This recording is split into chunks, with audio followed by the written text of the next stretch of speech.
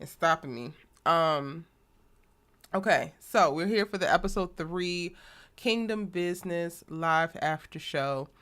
And I was saying that I was talking to Kofi in the DMs about it, right? And I told him that I felt like the episode was slower. But when I really think about it now, I think that that's a poor articulation of what actually happened. Because the episode itself, in reference to pacing and to story and like moving the story along, was not actually, I think, slower.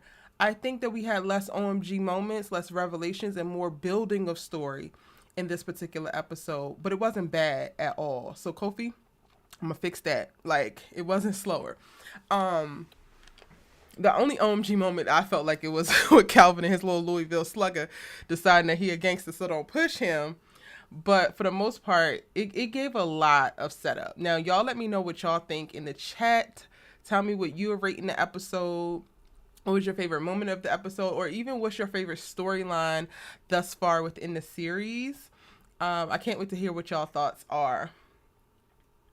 And Zamiria, Mimi Loves Peace, Kofi, Cheryl D, Ellie, Nick, Nyla, welcome in, y'all. I appreciate y'all being here on this Friday night to do this live with me. And thank you, whether you're watching it live now or you're catching this on replay. I really appreciate everybody having grace and sending me well wishes, get well soon wishes, and prayers when I decided to take yesterday off. It was so needed. And I'm sorry, but I'm like, I have a Ricola in my mouth, y'all, because this thing has been helping me with my throat. Like, my throat feels so much better between, like, the tea and the Ricola and then actually resting. Like, I literally slept pretty much all yesterday. So much so that I didn't even watch the Kingdom Business episode all the way through the first time. Like, I was so exhausted, even after I had, like, slept through the night. I got up to watch Kingdom Business at 10 a.m. and I fell asleep while still watching, like fell back to sleep while still watching it, and then had to rewatch it later on. Anyway, clearly I needed more rest, and I appreciate y'all for giving me that grace and all of that to take the day off. The goal is for these lives to be on Thursdays, so that is what we'll do. It'll be Thursdays at 6 p.m. Pacific Standard Time, 9 p.m. Eastern Standard Time, moving forward. So that is what the goal is when Erica is not getting sick and throwing off the daggone schedule. But again, I appreciate y'all. So like, let's get into this episode. While y'all let me know in the chat what you thought about it. What were some of your favorite moments? Let's start at the beginning, actually. Because Calvin is like, well, first of all, I need Calvin. This is not even the beginning. I'm literally starting at like the thing for him as his character. I'm probably going to jump around, right? I need Calvin, if he has seen the light and he loved the Lord and all of that now, okay, great, sir. We really love that for you. But also, like, stay on the straight and narrow. Continue to tell the truth. Like, you running around here telling everybody that you got your ass beat at on the streets because you decided to be a street pastor is beyond me, okay?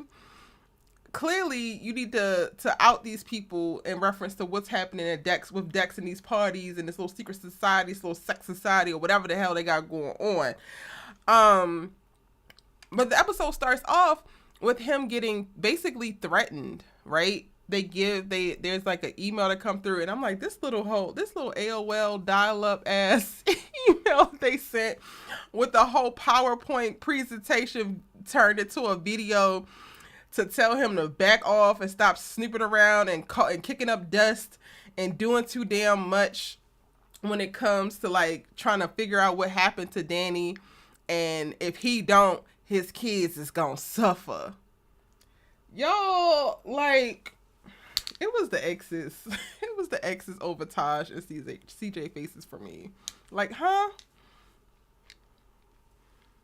It's giving very much so old school criminal.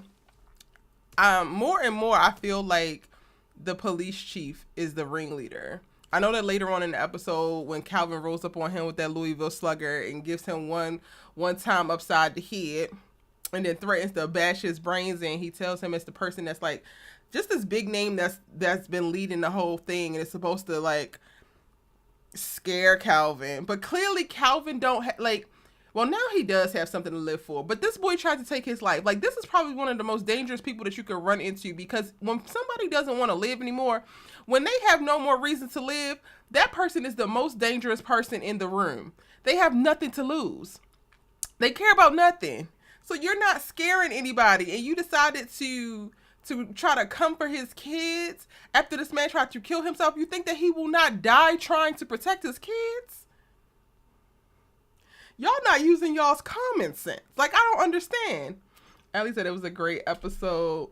I'm going to go with the 8. Calvin truly coming for heads, literally about his family. Yes. Literally coming for heads.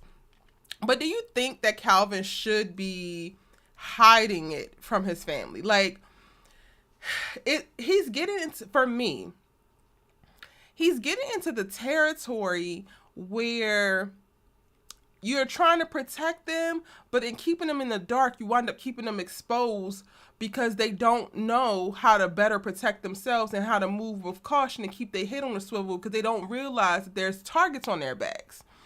So I feel like if Calvin is really about this, I'm with Jesus life, I love my family, I done turned over a new leaf, then you need to tell them what was going on. And even if you're not going to go out it to the whole community, let your family know, because y'all have a clean slate. Y'all supposed to be honest with each other. And then y'all can make a decision on how to move accordingly. Like, at this point, you didn't try to blow your own brains out in the pulpit. You didn't admit to sleeping with Danny, who was dead. And then Denita, for most part, went ahead and spread the rumors or let everybody know that she don't care about you sleeping with Sasha. So your reputation is already sullied, sir. It can't get no worse than this.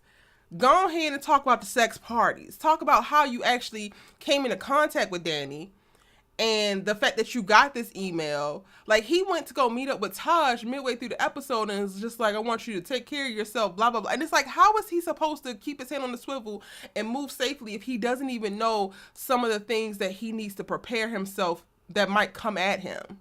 Like, Taj is a church boy, a PK, with a very good soul and spirit. He making a couple dumb decisions in his real life on a romantic and personal tip.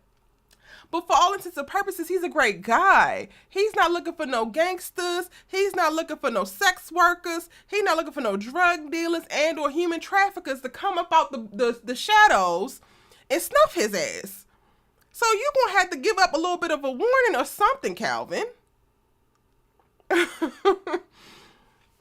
Allie says, laugh out loud, that opening was hilarious, even though I understood it was supposed to come off as a haunted warning. It was freaking funny. It was so comical, and I feel like the comedy just came in their delivery, because, like, what criminal is putting together this Canva video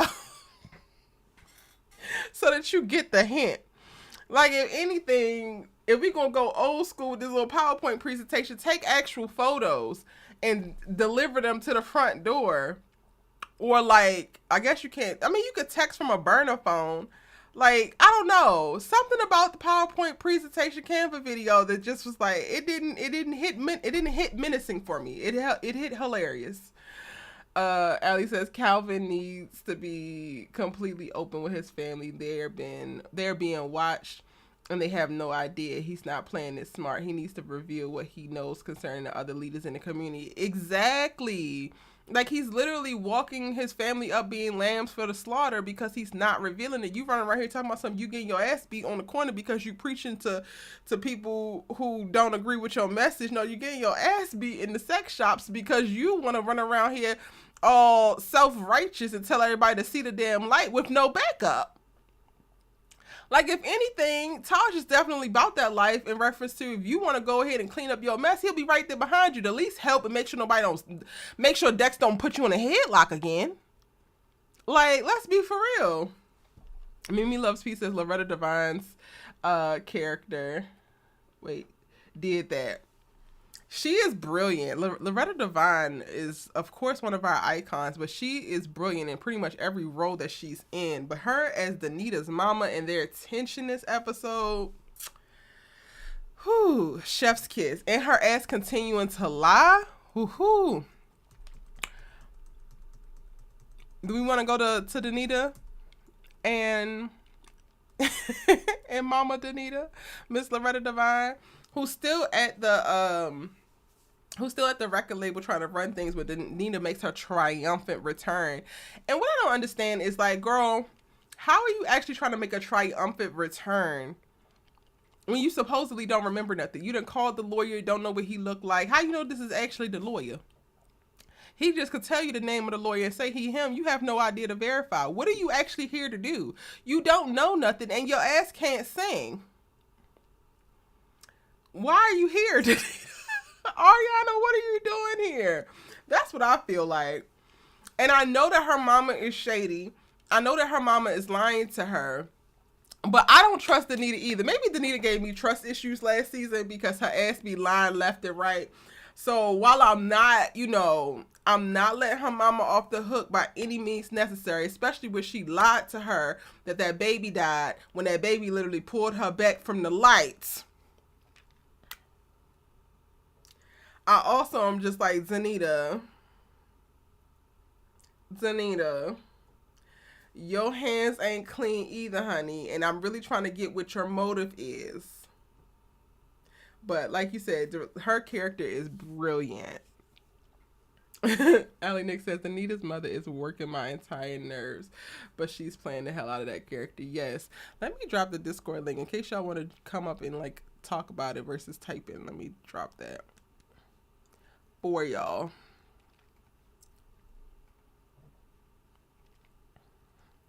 And I wonder. I'm just so happy I have a dang on voice, y'all. Y'all have no idea. Yesterday I woke up and I like didn't have a voice and I was like panicking.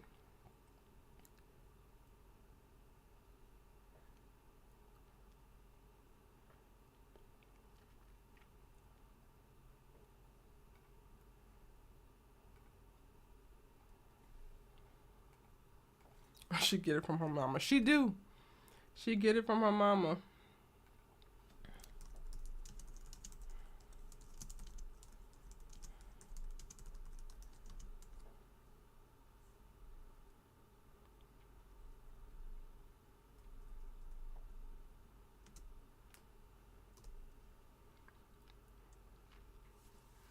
There you go. Okay. Where were we?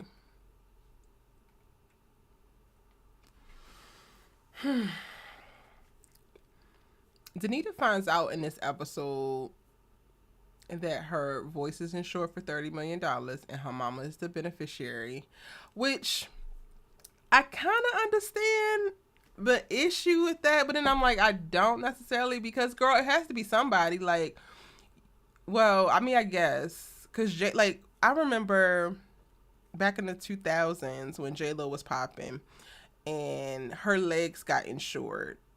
But I'm like, would she be the beneficiary to that, or would like her significant others or kids be? Like, when I think about beneficiaries, I automatically like assume it's somebody else. So like, yes, you can feel that your mama don't have your best interest at heart and she lied to you about some things. But I'm also like, why is she so caught off guard? Because if it wasn't her mama, it should have been her husband. And also, your mama is not, as far as we know, your mama did not put that gun in Calvin's hand and get him to try to take his own life in that pulpit and get you and C.J. to step up to try to stop him. Ultimately, wound up with you getting shot and you falling and hitting your head. Like, your mama did not orchestrate you losing your voice. So for me, by the end of the episode, when she's like so agitated at the idea that her mama has her voice insured and she's the beneficiary, so that if she can't sing again, her mama's going to financially benefit from it. It doesn't hit as hard home to me because it wasn't her mama that conspired to put her in this place. And honestly, I feel like she was going to end up in this spot with not being able to sing. I mean, anyway, because God has already told you he done sent you how many dreams and your ass was not listening, mama. God was already telling you that I'm going to take away your gift if you continue to use it to push lies and propaganda up in the kingdom. And you thought he was playing with you, but he wasn't. So it don't even matter who has your damn voice insured. You're not going to be able to use it until you start to use it to tell the goddamn truth. And now you want us to feel away because you staring off menacingly at the end of the episode, pissed off at your mama. And it's like, girl, everything that has happened to you for the most part, aside from Calvin trying to take his own life, okay, that is his fault. But everything that has happened to you, you have brought upon yourself. So, girl, I don't feel bad for you. Am something wrong with me, y'all? Let me know. Is something wrong with me because I don't feel bad for what they need to talk about? I really don't.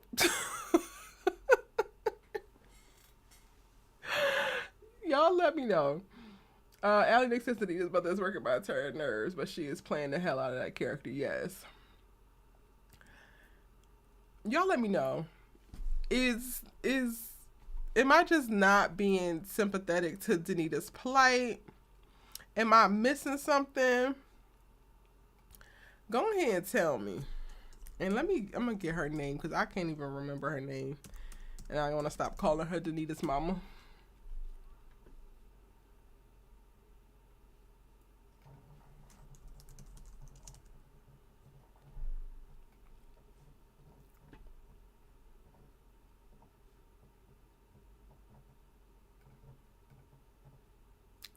Okay, I tried to read it and y'all want to send me somewhere else. Y'all going to have to wait. Where's Loretta's character?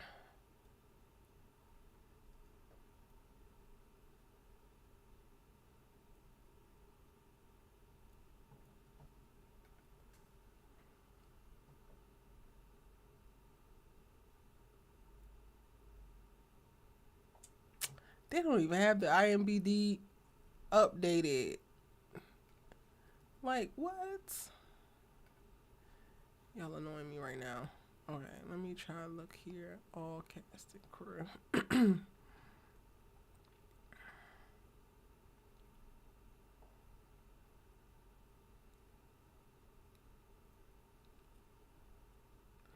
They don't have it. Okay, let me look on the first episode. Where's episode 2?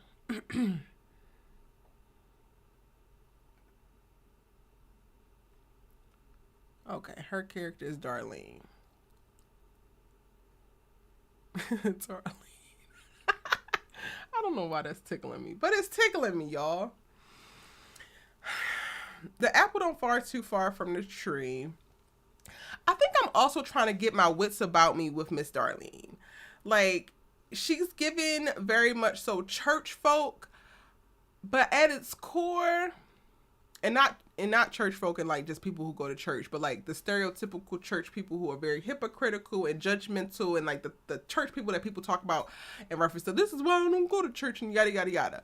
The bad experiences because they prioritize themselves, they give narcissism, they focus on the money. And it's like that container is there, and yes, that's borderline like a bad person, but she don't give murderer, she don't give like trying to ruin people's lives outside of what intersects with her life and what intersects with the church. So I'm having a hard time with buying into Darlene being a villain in Danita's life, I think. Yeah, I think that's a good way to put it. I'm having a hard time with that, I think.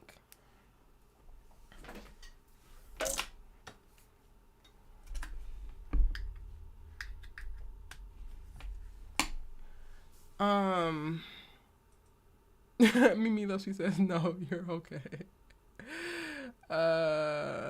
Ellie Nick says, I somewhat feel bad for Danita because it's almost as if we are watching a different new person come to terms with her former self, being that her memory isn't fully intact. But Danita is still something else. Okay, so I feel that, but I still don't believe that she has amnesia. And I'm probably just really on Danita's head. So I'll take it. Like, if y'all got criticisms for me of, like, I just won't get off of Danita's head, I might not be ever beating those allegations. Because what she does remember just feels way too convenient for me. I feel like she is literally dipping her toe in the truth pond and slowly like revealing what she kind of wants to, which still feels very convenient for her. Like when Deacon tells her like start at the beginning and like you're gonna have to tell the truth, part of that truth is tied to a bigger lie, which also kind of like takes all the blame and guilt off of her, and it gives her an opportunity to have blame and place blame with somebody else. So it gives her an opportunity to pass the buck almost within this particular piece of truth. Like we haven't seen her yet reveal anything that could call into question people continuing to stand by her side for real, for real. So that is making me feel like, girl, you know exactly everything that happened. That's why you're being so particular with the memories. But again, I could just be on Danita's head. Hey, the Lawrence Report. Dang, do I need to get on Kingdom Business? You need to get on Kingdom Business. It's episode 3. It's 8 episodes, I believe, this season. Episode 3 just premiered last night, and this is season 2. It's 8 episodes in season 1. They're really easy, quick, straightforward watches because it does grip you. Like, it's a really great story. And it's streaming on BET Plus. So you could literally binge it over the weekend and be on top of it. But yes, you should get onto Kingdom Business, the Lawrence Report. Like, it's giving. It's giving. Kofi, where are you at? Are you watching? Because I want to know your thoughts. Kofi is like the resident, like, assume the best of everybody. So I always turn to him if I feel like, oh, maybe I'm being a little bit too pessimistic. Ellie says, I can see how Darlene could be portrayed as a villain. She's excessively controlling. I don't put anything past a controlling person. She's proven to me that she'll do anything to keep truths hidden. Baby, that line that she said of sometimes that's exactly where the truth belongs, and she was talking about the dark, that hit me, did something to my soul. And not because I believed in her like deceptive intentions behind it, but I actually agree with her. And I asked myself, like, why do you agree with her that the truth belongs in the dark? And it's because the truth is light, and you can only register the power and the impact of light if it's shown in a dark spot. So she didn't even realize, like, I don't know. I just feel like there was some really special wordplay happening there. So shout out to the writer of this episode, because while she meant it to be something dark and menacing and intimidating, the actual meaning behind it is like, girl, truth will drive out darkness, because truth is actual light, and it needs to exist in darkness so that it can illuminate the spaces of darkness. So you're right. That's exactly where the hell it belongs. And it's just a matter of time before the light come on. Since you're trying to bury truths in darkness, baby, you're trying to bury truths in the optimum spot for it to shine a light on everything.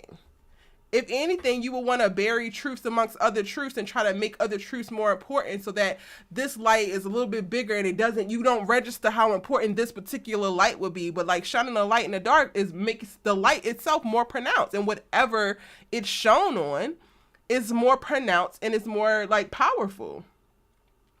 That line did something to you too. Okay. That line was a sermon within itself. Yes. And you know, like, I don't know. We're really analytical, Allie, and I think a lot into things. And one of the things that I do pretty regularly is if I feel something or something like pull something out of me in reference to a feeling, one of the first things I ask myself is, why do you feel that way? Why do you think that way? What is so intriguing about this? And as soon as that line came out, I literally started to dissect it for myself, and that's what came up for me.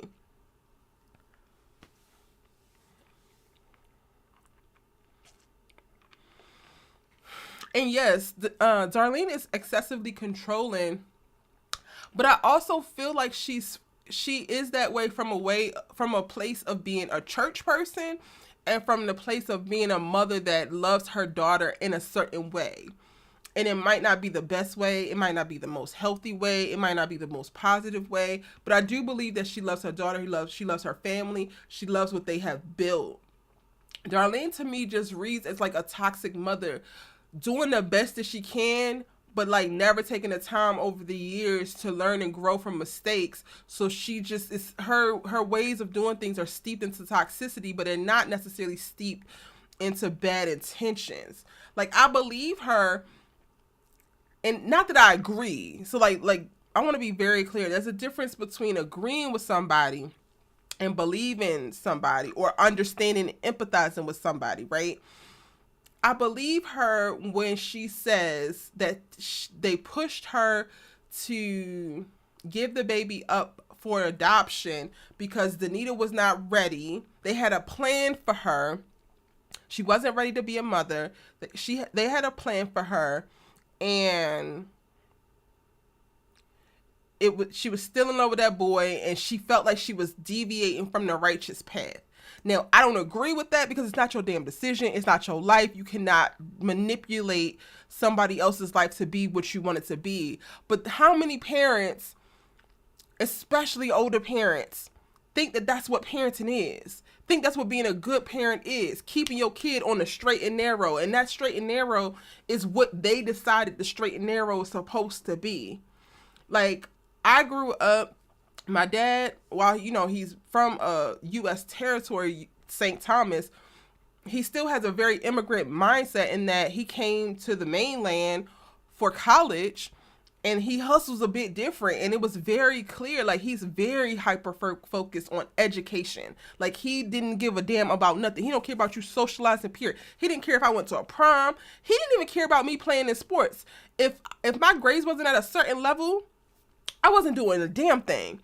And for him, you need to be as educated as possible, and you need to be as educated as possible so that you can get one of like 3 careers: doctor, lawyer, architect, things that pay highly. And like, that's the mindset that he had, because those are the people that he got to see growing up do well and be established and be able to financially support themselves. So while it might not have been what I wanted, or it didn't leave space for me to cultivate what I really wanted immediately, that was the best that he could give me from the best intentions. Does that make sense? And I feel like that's where Denita's mama is at. So while it's toxic and problematic and controlling and manipulative, it's coming from a good place and from the best place that they could cultivate intentions from. So I understand it. To me, it's a difference between that and like actively wanting to ruin your child's life. It's a difference between having certain expectations and pushing your child to go down a path because you believe that this is the best path, not that you believe that whatever you're doing is literally going to ruin your child's life. Okay, I hope that makes sense. I feel like it made sense, but I also feel like I just said a whole bunch of words. Y'all let me know.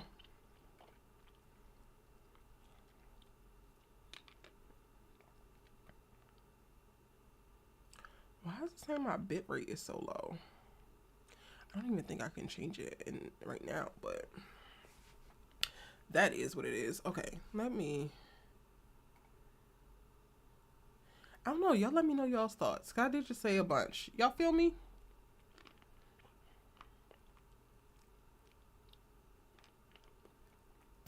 Allie Nick says, Darlene makes me think of women that I've come across within the church realm. They esteem the church above family. They have to maintain a certain image in order for the congregation to buy into their ability to lead them. And that's a very, very valid point.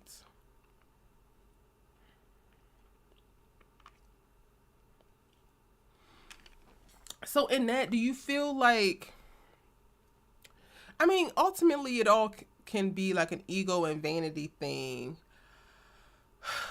But I think when you add that element to it, it's not just about, oh, look at me, but it's tied to your livelihood, right? Like, it's tied to, this is how we make our money. This is how we are financially successful. We don't know if her parents pulled themselves up by their daggone bootstraps, right? And had nothing. So much of your actions start to be tied to keeping this farce alive, raising y'all's profile, sacrificing who where you can and who you can to maintain this, like you said, to make sure you keep this air of the ability to lead. And it ain't right, but again, I understand it.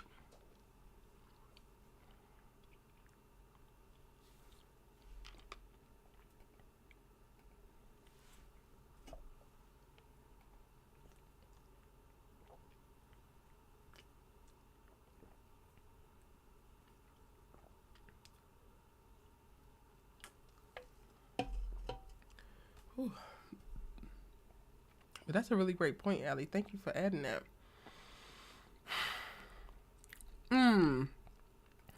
I'm still on Denita's head. I love the interactions between her and Darlene. I think that the tension is brilliant. And I feel like Denita started to really show her claws in this episode. Like, she's playing nice and playing sweet, but she didn't really have a problem with, in my opinion, she didn't really have a problem with doing that when people weren't questioning her, when people were following directions, and when people were celebrating her. So I'm also not really seeing this drastic change in her personality, because she's just in a place right now where so many people are walking on eggshells around her, and that's kind of how she would like it. Like the last season, people were bucking up against her. Like CJ didn't want to listen, Taj was quitting, Calvin was trying to make her get the relationship back together, doing a bunch of stuff that she just didn't want to do, and then the scandals were popping up. So it allowed for her to lean more heavily into her nasty woman bag. But when everything is going how she would particularly want it to go, and people are falling in line, she don't have a problem with giving nice to them. And we got to see that displayed with her little vocal coach, right? Like, she was trying to be a little bit snarky because he's like, I can't help you. This is something that's internally between you. But then she's able to switch back when she realizes, like, okay, you're right, and this might not be the guy to ostracize. Like, all of this still feels like very much so old Denita, just turned down a notch. Like, she just took the dial and turned it down a bit. But the old Denita is very much so present.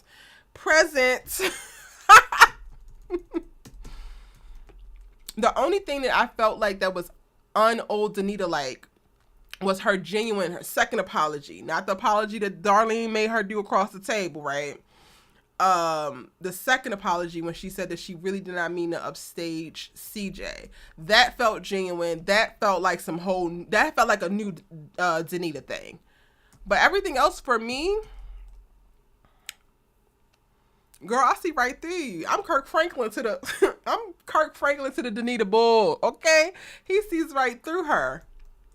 And I was so happy that we got a scene with them. Like, y'all know, if y'all watch my episode 1 and 2 breakdown, I have been waiting for them to interact, because I low-key wanted him to read her and tell us if her ass is lying.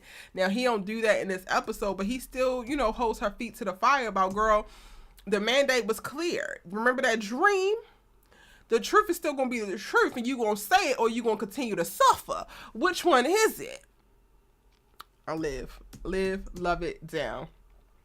Allie says, I do agree that I don't believe Darlene has ill will towards Denita or the way that she has parented. Her actions and her mind were led by love and doing what was right by her child. Listen, yes. And in pointing this out, so I pointed out the one thing that I feel like was not old Denita like, right? The one thing that I am going to tack onto Darlene's bill for real, and hold the foot to the fire about, Miss Ma'am, y'all having a conversation about this baby. You know that this damn baby didn't die. I know that she knows the baby didn't die. Why you lying to this lady? Why you lying? At this point, you have no reason to lie. Because you don't want her to go looking for the baby. The baby's 30. Like, Miss Ma'am, you could possibly use this moment to get closer to her, honestly flip it into a way to manipulate her a little bit, because if you got information that she actually needs and you want her to get her ass in the studio and stay there and stop fiddling in what you got laid out, and you can use that information and do it, but like, you lying to this girl about this baby being dead, to me, like, that's some sinister stuff. That is not coming from a good place. That is not the love of a mother. That is not the best intentions. That is 100% selfish. And you know better. The other stuff is like, okay, you can kind of say that you don't know no better, but you know better about this. But also, let me put that to y'all. Do y'all think that Darlene actually believes that the child is dead, or that the adoptive parents lied to Darlene about the child dying? Or do you think that Darlene's lying? Let me know in the chat, child. I'm looking at some pictures right now from the episode. Actually, I'm going to try to pull these up so that y'all can see them too. Because when I get to Rebel and that boy, we got some talking to do, y'all. Because they just want to stress me out, and I don't appreciate it, like, at all. Let me know if you think Darlene is lying or think that she's telling the truth. Do you think that Darlene made up that the baby passed away, or that the adoptive parents told her that, so she's just believing it?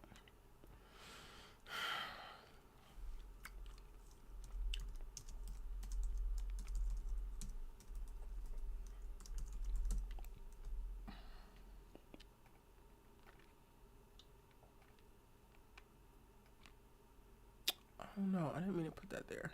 Delete. Oh, well, actually, let's go ahead and do it for right now.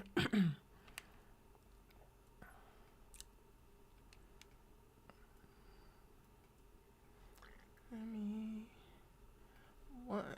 pop this out so I can see it. And then 2, make this a bit bigger.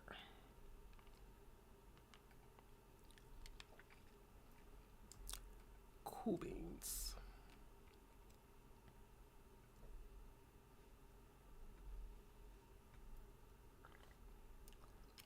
Did it like, okay. I'm like, bruh.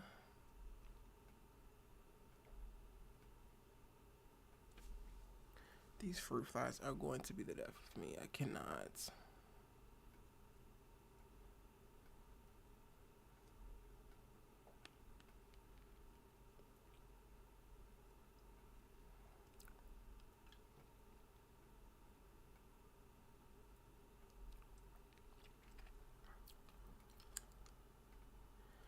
Okay.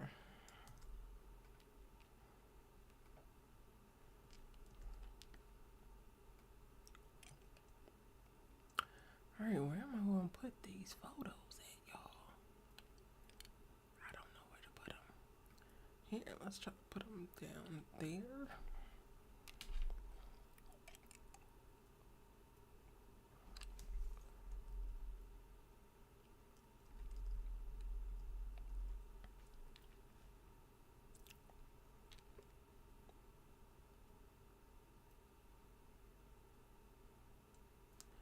Okay, yeah.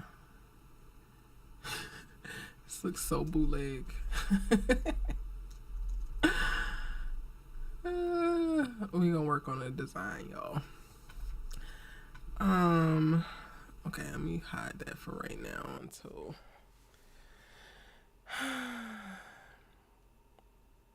Allie Nick says, this is why I love Kingdom Business, because, girl, I don't know if Darlene is lying or not. I need to go back and watch, because I actually wonder if old boy was real. Did anyone else see or speak to him? Yeah, so he prayed over Calvin. Remember in the chapel before he was leaving, he said, can I pray for you? And then he put his hand on his shoulder and then he kneeled down. And then that was what gave Calvin the courage to, like, combat Danita's parents. And that was when he was okay with Caesar coming. Like, that's when we saw Calvin have, like, a real shift in him. He was less worried about the shame and the guilt, and he was more so able to stand in what this all was, right? So we know for a fact that Calvin saw him. Was Taj in there too? Let me go look.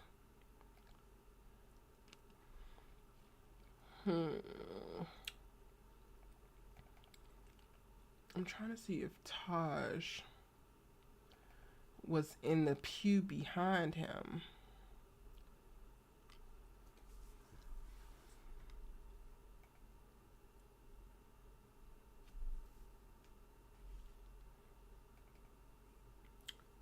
At that time.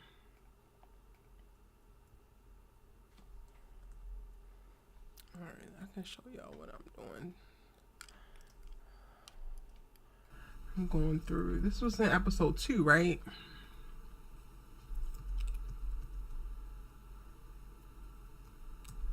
Okay. A little bit further back. A little bit further back. Oh, that was CJ. That was CJ. So CJ must have saw him. Yeah, CJ sees him. It looked like CJ's eyes are on him. Yep. He real. You just never know. That was a minute where towards the end of the last season, I was like, wait, is Linda real? And I had to go back and I'm like, oh, Linda is the lady from like their foster home. Like, okay, because they have them interacting with certain characters and then only that person interacts with that person. So it's you wondering like if they're real or if they're not. So I totally get it. That's a really great question, Allie. I'm glad that you brought that up. Yeah, CJ's actually watching him pray over him. So he is real in the flesh and ready to shake up.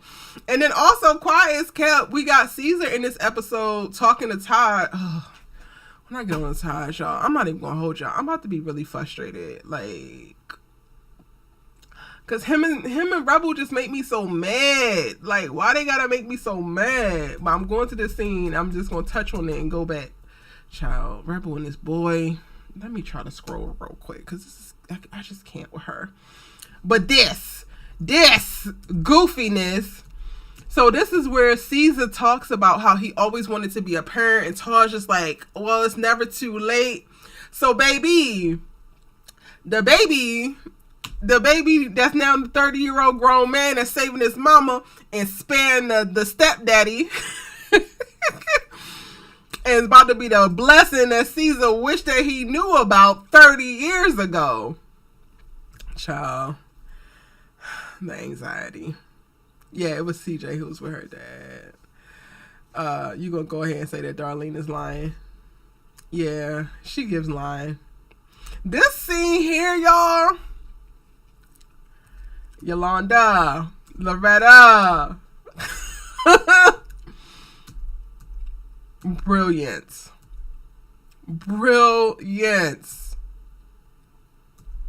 You could just see the disgust and disappointment on her face. Child.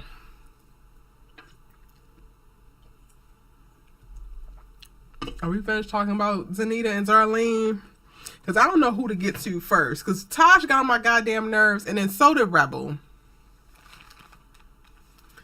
I feel like my body's telling me to go to Rebel first. Because Taj, he's going to get red, I think. He's really going to get red. And I love him, but no, you finna get red. Truthfully. Yeah, let's go to Rebel's little goofy ass.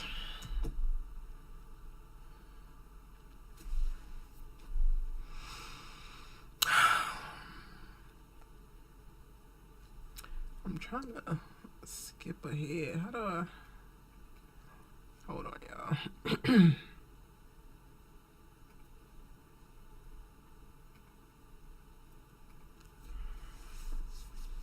Denita and Caesar's child is 30 years old, and Darlene is still calling Caesar that boy.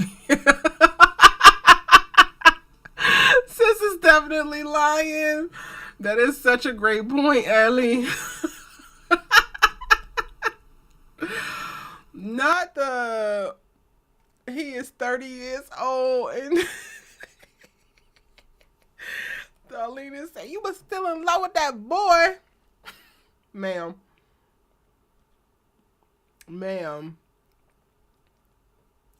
I am, Adriana. Thank you so much. I am feeling better. A little still weak, but at least I got my voice. So I'm grateful, and I'm happy I can be here with y'all. So thank you for popping in. But let's go ahead and talk about Rebecca Bell. Because Rebecca Bell, What the hell? What the hell is this, Rebecca? What is this? What is this? What is this? What is this? What is this? What is this?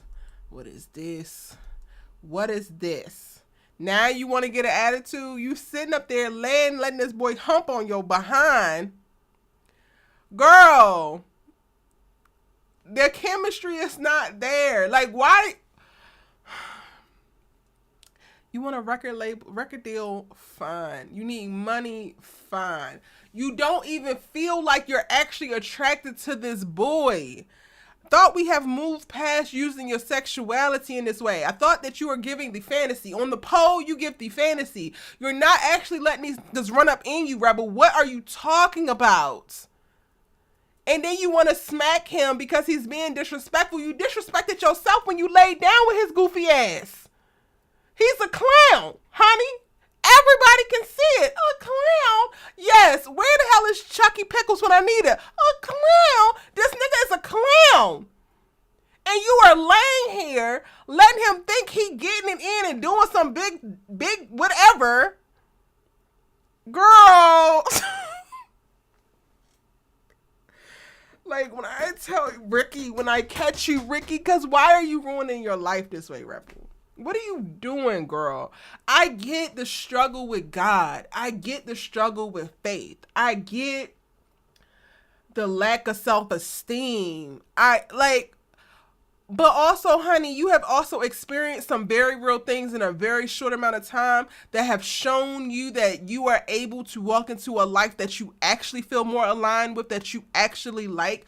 So while I can understand to a certain extent how Taj getting this woman pregnant and committing to her is sending you on a spiral, I don't understand how you're spiraling this much. I don't understand how you are literally abandoning a better life to go back to being a full-blown bird. That's letting a clown on her. Like, what? And he not even making you come, girl. Like, why are we doing it? Ladies, don't do this shit. Ladies, do not do this Don't do it. Don't do it. Don't do it. Period. I ain't your mama. I'm not really telling you how to live your life. But if he not making you, don't do it. What the hell is wrong with you?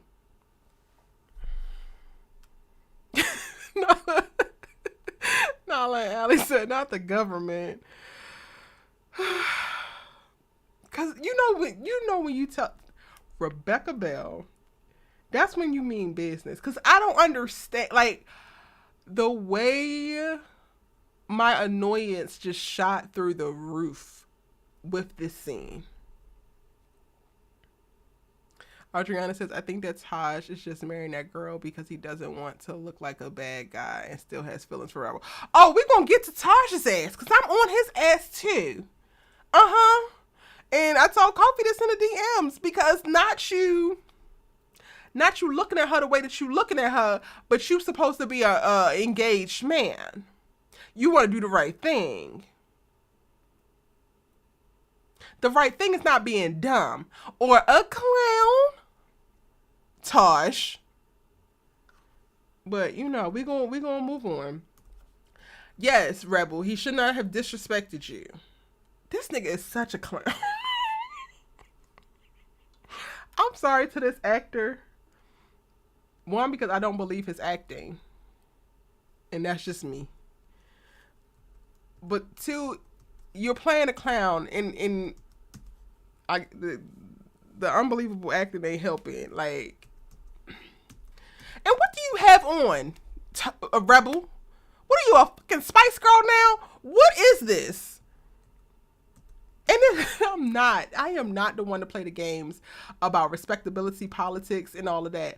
But girl, you want respect and to not be treated like a 304, but you letting clowns hump up on you. You running away from your gospel record label. You back throwing that cat at the strip club and at sex parties. And you dressing like a mixture between a Spice Girl and a Powerpuff Girl. Like, at your big age. He trying to keep up appearances, and look at the appearance that you giving him. And I hate that. I hate that analysis, because women can do whatever the hell they want. They can wear whatever the hell they want. They deserve respect regardless. But also, I'm on Rebel's ass about this one, because this don't even feel like, you know what? It's not even that she looked the way she looked. It's that this don't even feel natural to the woman that she is in this current season of her life. Like, this look literally feels misaligned with who you are. It feels like you're trying to be somebody that you used to be, and you're literally no longer that girl. So you look dumb. You don't even look confident in it. Like, Nala says, bro, I hated her whole outfit. What is it? Like, what are you doing? Allie Nick says, every scene with Rebel and Taj look like they're about to kiss. The chemistry is off the charts. Rebel and the producer dude is not hitting on any level. Not a level. Not a one. Like, it's not giving a bit of a heart palpitation. It's not giving a second look. It's not even giving that you are sexually attracted to this man, regardless of how traditionally attractive he is.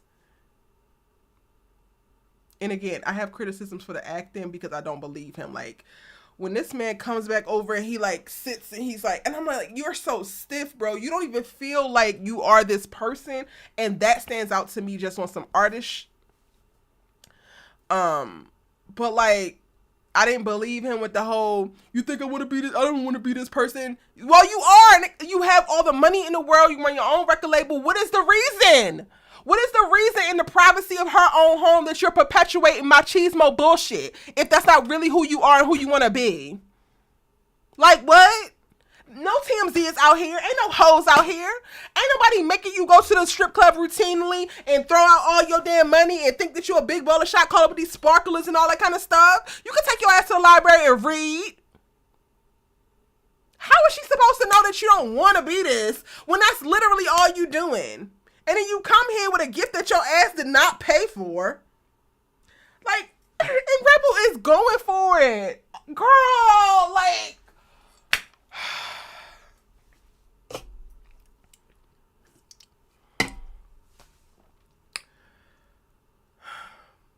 Rebecca Bell is on my nerves. Okay? On my nerves, because we are rooting for you. We are rooting for you. You deserve to be happy. You deserve to be loved. You deserve to be redeemed. You deserve to have justice served. And meanwhile, you are actively working against your own self-interest, and it's annoying as to watch. Like, what the hell is wrong with you?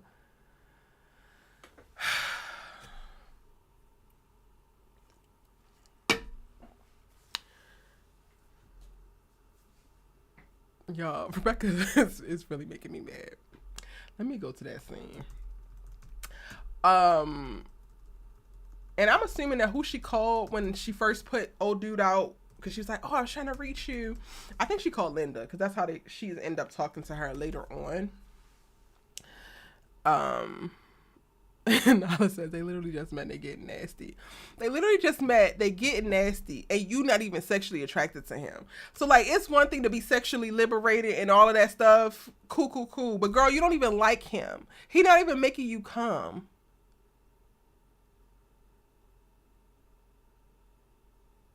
It should stop there. Like, when you gotta lay there and just take it, oh no, I'm out. I'm immediately out.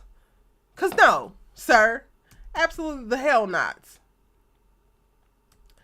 Okay, I'm gonna go here first. Before I go to the conversation with Linda, we gonna go to the studio because C's does an annual sing at the jail, and he got Rebel booked to do it, and she ain't trying to do it because little Miss Rebecca Bell is too good. Girl, if you don't stop, you halfway out the you halfway out of jail yourself. It's only gonna take one time for you to get a solicitor charge. So like, you ain't too good. Relax. Love Caesar down.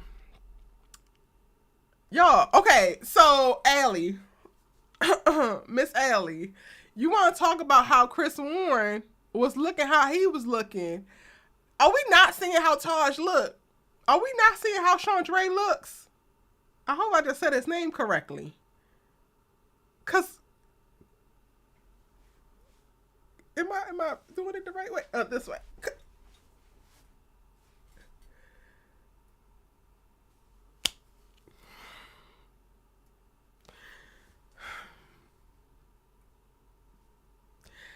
I don't make the rules. And look at the material. And you had the nerve to be up under a clown? I'm going to get that on the soundboard. Let me get Chucky Pickles. A clown? That has to be a sound that I could be able to press to play. You are laying up under a clown when this is looking at you longingly? This sees the future in your eyes, and you are laying up under a clown.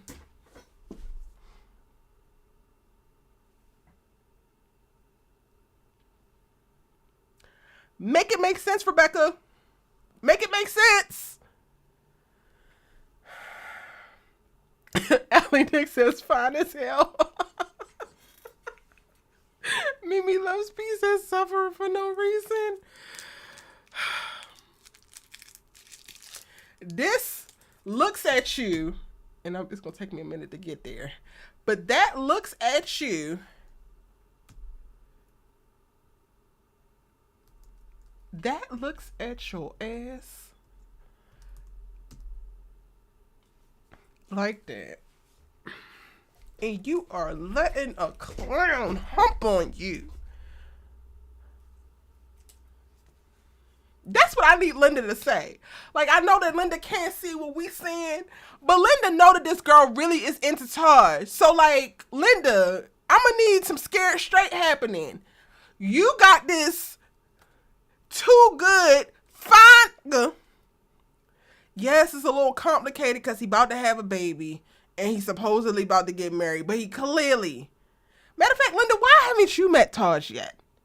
Because I'm going to need you to talk to this girl, because why are you letting a clown hump on you when this is making songs and looking at you like this? Ladies, why do we be hustling backwards? Like,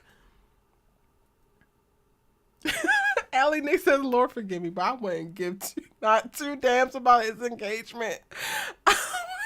It would be on and popping. Listen, I prided myself on not advocating for home wreckership. And I still don't believe that I am, but it is very clear that this is not Essence's man. It is very clear that this is Rebecca Bell's man. So if she goes to get her man, is that really home wrecking?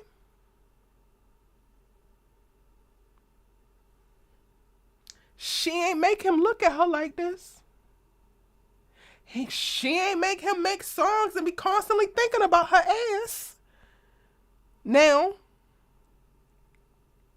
not to mention, Essence knows, whether he said it or not, how he feels and how he sees her.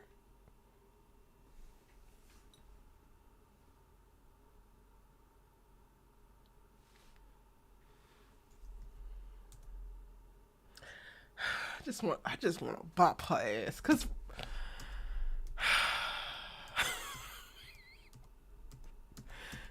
these two are beyond me.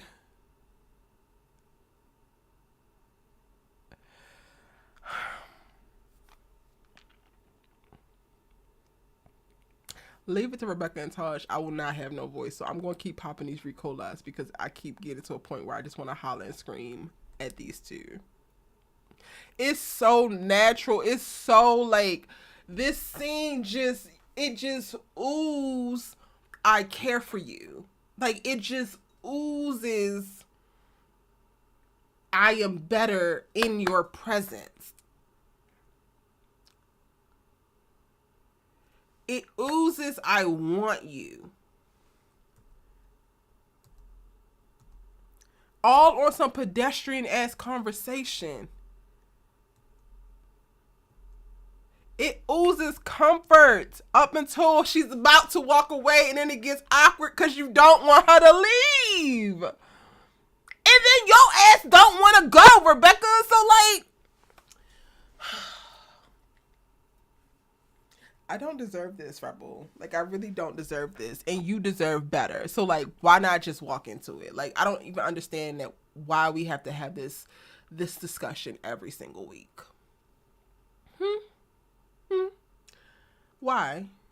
Why are you in here dressed like a damn Power Ranger and running from your man? Why? What was the reason? Inquiring minds would love to know. It's like they both respect each other's partners, but also waiting on each other to make the first move.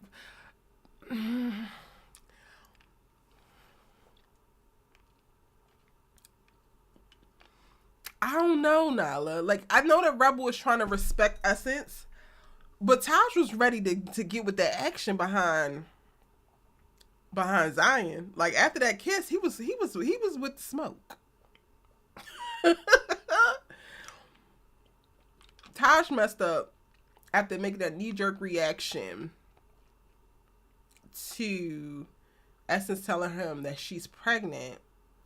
He messed up with telling Rebel that this is not going to work out. And they both, like, clearly were basically giving each other the go, only for him to pull back in the way that he did. But me, it's like, you know that she's not with Zyan anymore. You think that he's trying to respect the producer? Because I gotta hope not. Like, literally the ball is literally in Tasha's court. So, like, while I'm on Rebel's head because she's stressing me out and she deserves so much better and I want better for my girl, the ball is very much so, like, solidly in Tasha's court. He literally has all the power.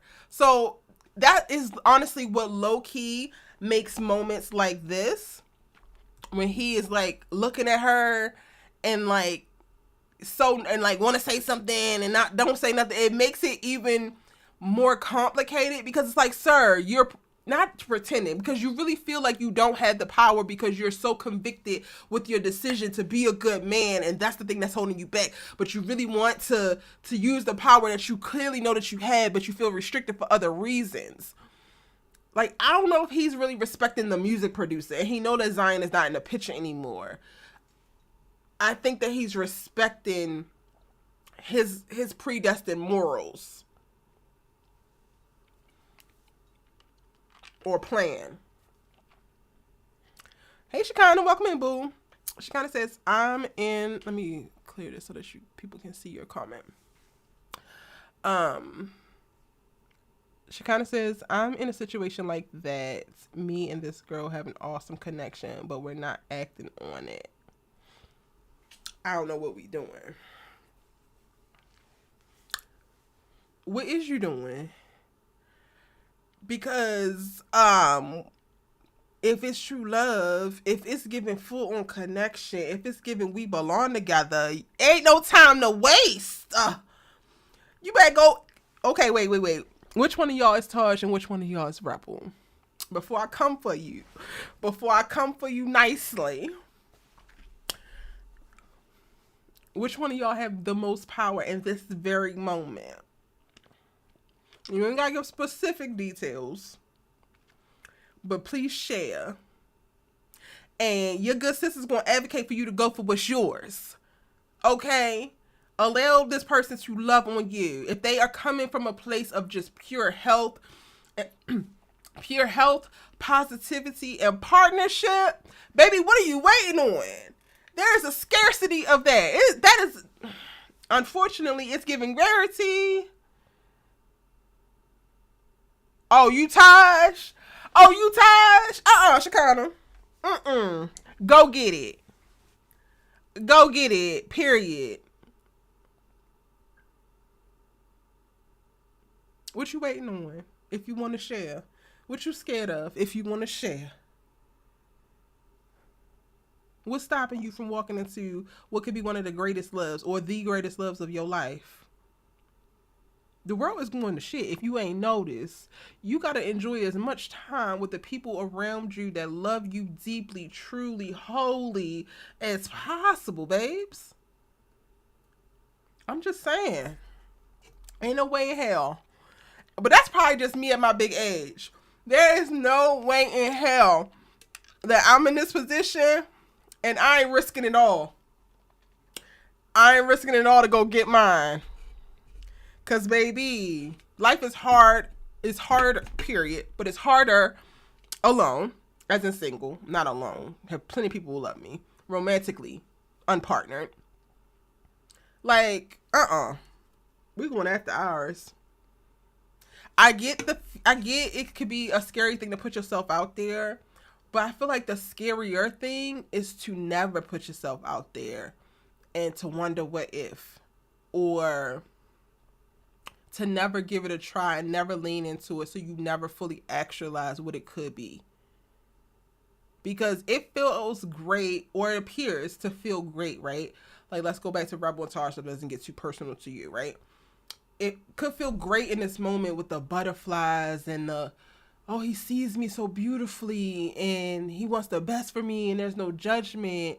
That feels great, but Rebel will feel 10 times better in the hard moments, in the dark moments, when she's really going through some things and she has Taj right there by her side to walk with her through it, to fully see her and still value her when she's not valuing herself. So once they get out of this butterflies, will they, won't they stage, there's still so much depth to the relationship and to the love that could be cultivated. But you never get to that. You never even get to see the full potential of that if you're too busy sitting in the waiting phase.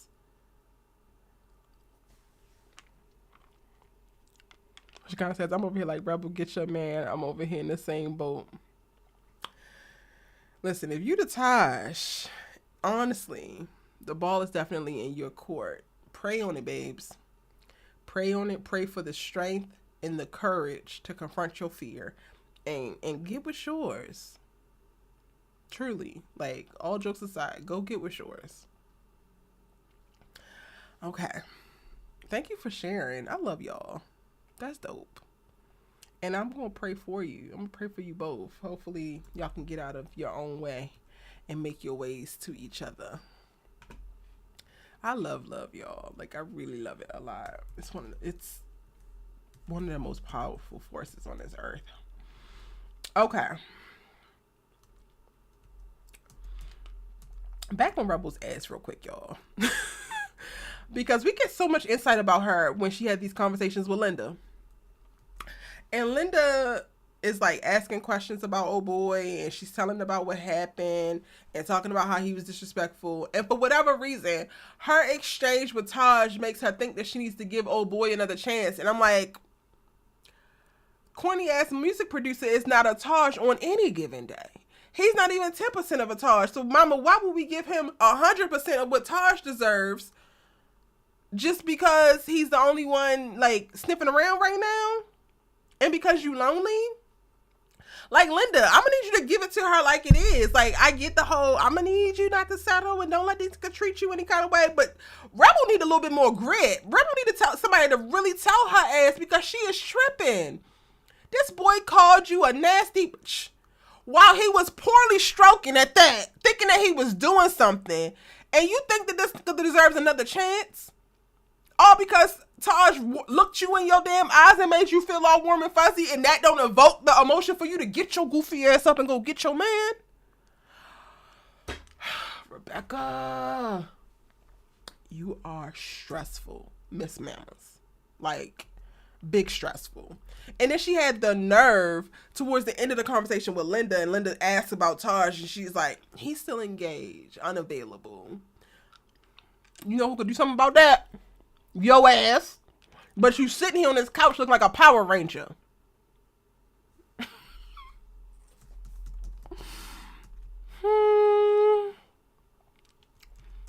And that brings us to her giving this goofy another chance.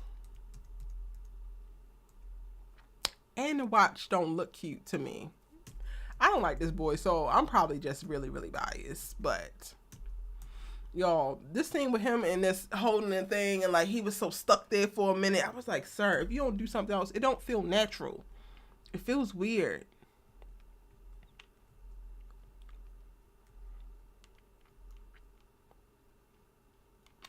No chemistry, no sparks, no nothing. Girl, Taja, buy you a damn watch if you want to watch this bad. Give it back and get him out. I don't want no man. Well, I ain't trying to be your man. You trying to be something the way you baby pleading like your ass is Jodeci? Stop calling her. Stop texting her. You don't want to be her man, but you been blowing her up all damn day. I need this man to go. Y'all little speculative theories need to be the truth. He's really Essence's baby daddy. And like, let's sum this up. Let's end this quick and go ahead, get out the way. They'll take care of you and they'll take care of Essence all in one swoop. Bye. Goodbye. Good riddance. Y'all, I can't. Like, this whole scene just read, I just don't want to be alone. That's all it gave me. What did it give y'all? It just gave me, I don't want to be alone. I just want some attention. If anything, sir, pay the bills. Pay her rent for the next year. Pay the utilities for the next year. Pay up the internet so we don't got to hear nothing about her. I got bills. Have him pay them goofy ass bills. Get his dumb watch back. That's the least he could do after that weak stroke and disrespecting you. And then throw his ass out and be done with it. Like, Rebel's so stressful. We gon' well, we already talked about Calvin mostly.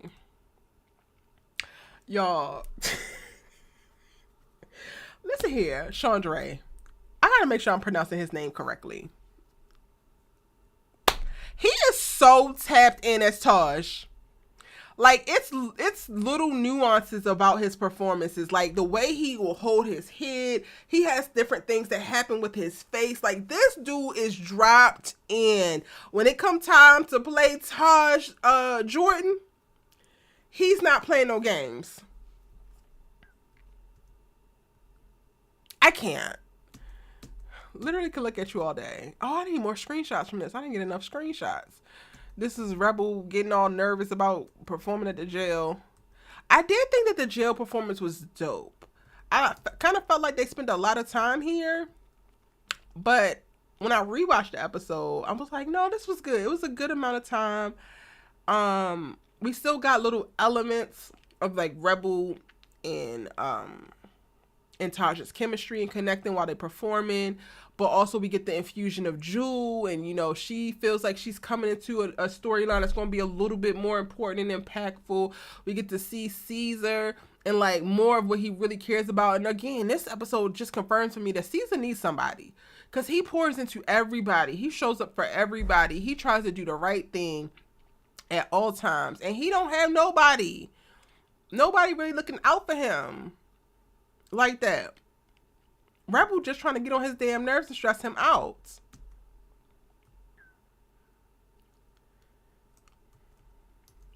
But I love this.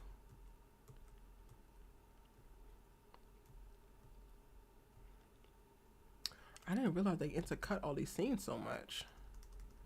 Wait, where are the rest of my photos? Is this it? Oh Lord, do I gotta go get more photos? Oh, wait, that was the end. I didn't pull that many photos. That's the very end of the episode. So I would agree. Allie, you started this live off and you said that you gave this episode an 8. I would give this episode probably an 8 or 8.5 too. It was solid. It was solid. Yeah, Mimi Loves Peace. Taj did encourage C's to put himself out there. And I think that Taj is definitely in Caesar's corner. But I mean, I want like a romantic partner for him. And I want Rebel to stop making his life so damn difficult. She kind of says, I feel like it's easier to perform at jail because besides church, but that's something that she has to work on and focus on her gift and no one else. Yeah. Rebel gotta And this is hard to say because when you're in survival mode, it feels like a privilege to not be selfish, right? And I understand that. But Rebel, she gotta, in certain areas of her life, she needs to be more selfish. And then in other areas, she needs to be more selfless. And she cannot find the balance to save her life.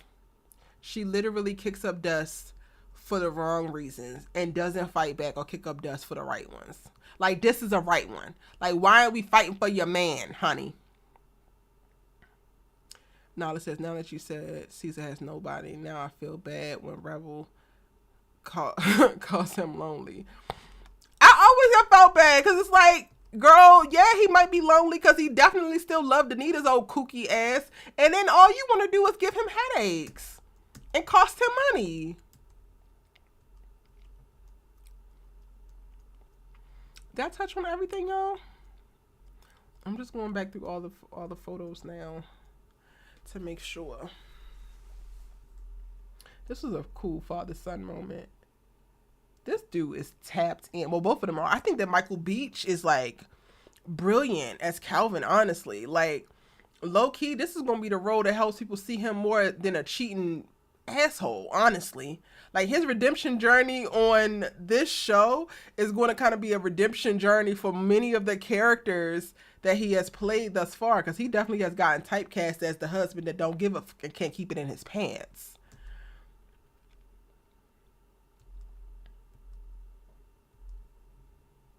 If you missed it or you're just tuning in, I already talked about this at the beginning of the live. This live will be available for replay, so check it out. We talked extensively about Calvin at the start. Rebel is in flight or flight mode when she don't have to. Yes. I think that that's the most frustrating part about it. It's like she is literally continuously putting herself into survival mode when she should be walking into thriving season.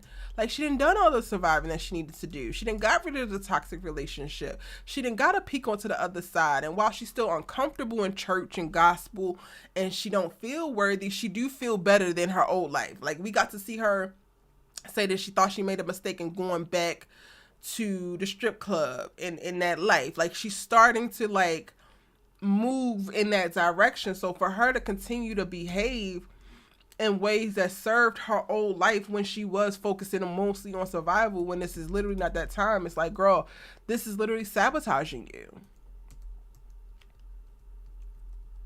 I think I touched on everything. I am going to still do a breakdown for this episode, so there will be a video to succinctly talk about all that we have talked about. These lives are for us to really just expand upon different thoughts and really talk about specific points deeper. She kind of says, I started to enjoy the series because Yolanda's battle is not yours. Yolanda acting tough. Rough. Ooh. And she playing it, child. She is playing it.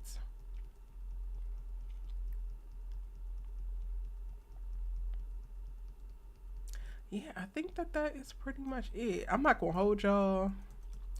This almost took me the hell out from the very jump. I was just like, why y'all trying to put me in a bad mood? Why y'all trying to put me in a bad mood? I don't want to see this damn sonogram. So she is actually pregnant. But I'm still keeping hope alive that it is not Taj's. Taj, you're walking around here with somebody else's baby sonogram in your fucking wallet. Congratulations, you played yourself. And y'all, guess what? I'm fine if I'm giving delusional. I'm perfectly fine if I'm giving delusional, because I have to keep hope alive. I have to keep hope alive.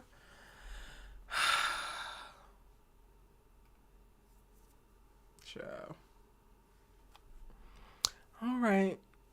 Anything else? Anything else that you guys want to talk about that I might have missed? Hey, Money Green Tay, welcome in, boo.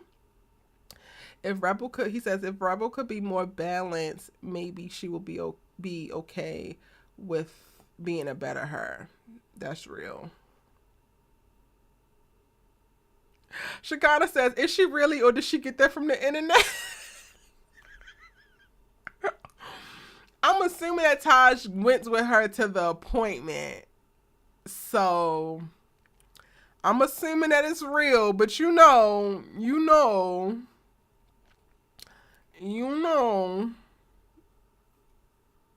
sometimes the girlies, when they want to keep the lie alive, they do what they gotta do, okay?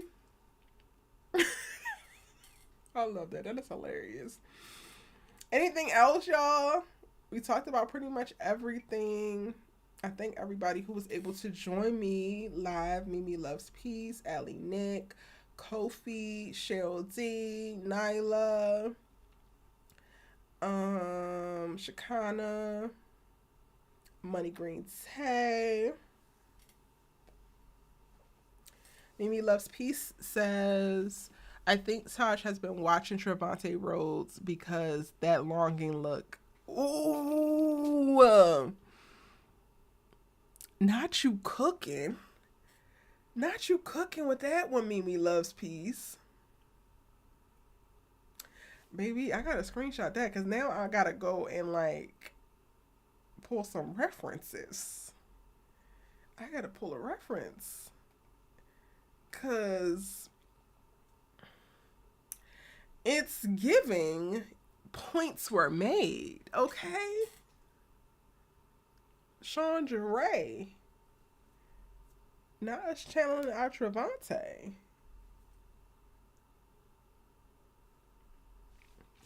I love it.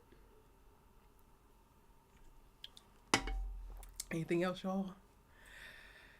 Before I get up out of here, because I got videos to record. While I still have a voice, I'm still on the mend. I'm going to try to take it a little slow this weekend, but I do want to push out the sisters breakdowns for you guys, the Kingdom Business breakdowns, and I want to do a full season review for Power Book 4 Force now that the finale has aired. So be on the lookout for that. I know my videos typically are slower on the weekends because y'all be watching the videos on the weekend. But if you see it, go ahead and get a video with like, add it, save it to watch first thing Monday if you don't watch YouTube on the weekends, so that we can still push this joint out through the algorithm and let the algorithm know that y'all asses are still checking for my content. I'm just a little behind with it. I appreciate it so very much. If you are watching this currently on replay, then feel free to drop your thoughts and your reactions and your comments in the comment section down below. I will be checking it and replying to anybody who watches the live on replay. The next live will be Thursday at 6 p.m. next week for episode number 4. Intro Good Sis, You Let Her Talk TV with, and this was the Kingdom Business episode 3 from season 2 live after show. I thank you and I love you, and I will see you in the next video. Bye.